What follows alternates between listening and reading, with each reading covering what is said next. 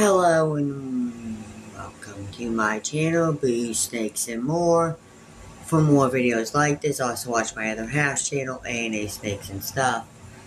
My youngest son's channel, Henny's Toys and Games, or my oldest son's channel, Little Chris 10. Today we're going to be talking about UConn. So please like this video and subscribe to the channel. Now let's dive in. If there's one play from UConn's win over Alabama on Saturday night that templified the Huskies' run toward back-to-back national championships, it wasn't a Donovan Clingan block shot or an Alex Corbin transition three-pointer. It was Tristan Newton calmly standing off to the side chewing his gum, then slowly working his way back to the ball to receive a pass and bury a three-pointer to give UConn a 9-point lead midway through the second half. Aside from having the nation's best offense and a top-5 defense, one thing that has separated the Huskies is their unflippability. They have supreme confidence in what they're doing. Eventually, their shots will stop falling. Eventually, the opponent's shooting will regress to the mean.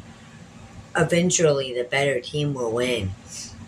And this season, the better team, far more often than not, has been UConn. And that is the case again on Saturday night as the overall one-seed Huskies advanced to their second straight national championship game with an 86-72 win over 4-seed Alabama.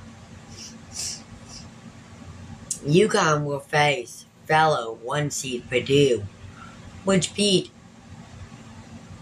NC's North Carolina State in the first Final Four matchup in Monday's national title game. According to ESPN, BET, UConn opened as a 6.5-point favorite versus the Boilermakers, while UConn's 30-1 run last week against Illinois 30-0 run last week against Illinois was a lightning in a bottle scenario. It did highlight a major theme for UConn this season. The Huskies just don't stop attacking, and most teams run out of steam before UConn. The first 10 minutes of Saturday's second half were the epitome of a blow-for-blow sequel. The first team that failed to counter was likely going to lose. The Huskies started the period with 4 straight points to open up their biggest lead of the game, an 8-point edge. Alabama immediately responded with a 7-0 run. Then UConn countered with a 7-0 run of its own. And Alabama came right back with a 7-0 run and ultimately tied the game at 56 with 12:41 remaining. UConn scored the next 8 points and Alabama didn't get closer than 6 points the rest of the way. The Crimson Tide were able to withstand most of UConn's runs because they couldn't miss, with 3 hitting 9 of their first 12 attempts from behind the arc. But they made just 1 of their next 9 threes as UConn continued to score timely baskets or get clutch stops when needed. Alabama posed a bigger challenge for UConn than any team the Huskies have faced in this year's NCAA tournament. The Crimson Tide were making shots early and forcing UConn's defense to rotate out of position, especially when star center Donovan Clingan was out of the game. Clingan blocked a shot on Alabama's first possession and controlled the paint at that end of the floor. But when he went to the bench, Alabama was able to take advantage, scoring a quick 10 points on its first 4 possessions, with Clingan out of the game.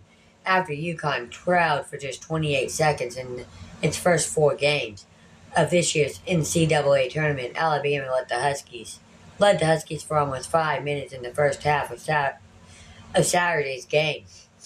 UConn also faced its latest its largest deficit of the tournament when the Tide opened up a 23-18 lead with 11:08 remaining in the first half. We certainly aren't going to just drive the ball at Klingon and expect to score over the top of him. All night, Alabama coach Nate Oates said earlier this week that didn't seem to work very well their last game out.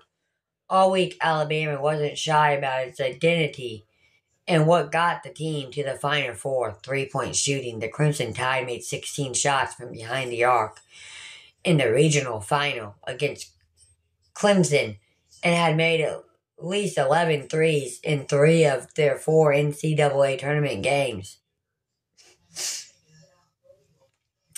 In the first half against UConn, the recipe didn't change.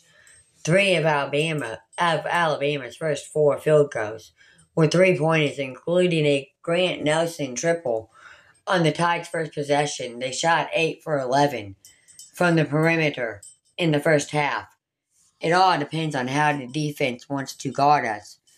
I don't really care if we shoot 50 in a game if that's how they want to guard us, Oates said on Friday. We're hit 20 plus, I think, 5 different times.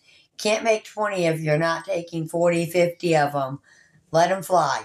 For UConn, it was Klingon and fellow projected first rounder Stephen Castle willing the Huskies into the lead. Castle, the 5-star freshman, was assigned to defend Alabama star guard Mark Sears and held him scoreless for the first 6 minutes 38 seconds while scoring 13 points of his own.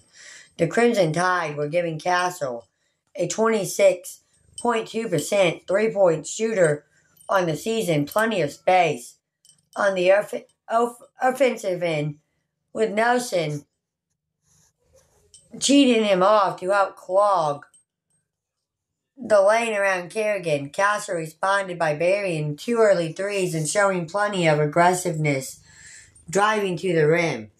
There's a reason why, in the basketball world, people are as high on Steven as they are. He's a winning player, and obviously he's got an incredible career in the NBA ahead of him. UConn coach Dan Harley said after the Huskies won over Illinois in the Elite Eight, he's been the anti-5-star freshman. He does whatever the team needs for us to win. Klingon and Castle brought UConn enough time for veteran guards Tristan Norton and Cam Spencer, the Huskies' 2 stewards all season, to get their offense going. Newton scored 5 straight late in the first half, and then Spencer hit a couple of shots to help the Huskies open up a 42-35 lead with 1:15 left until halftime, with a potential game-changing run looming in a 30-0 avalanche against Illinois.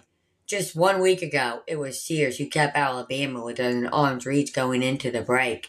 He hit a corner 3 with 50 seconds left, and then a leaner in the lane as time expired to cut UConn's lead to 44-40 at the end of the first half.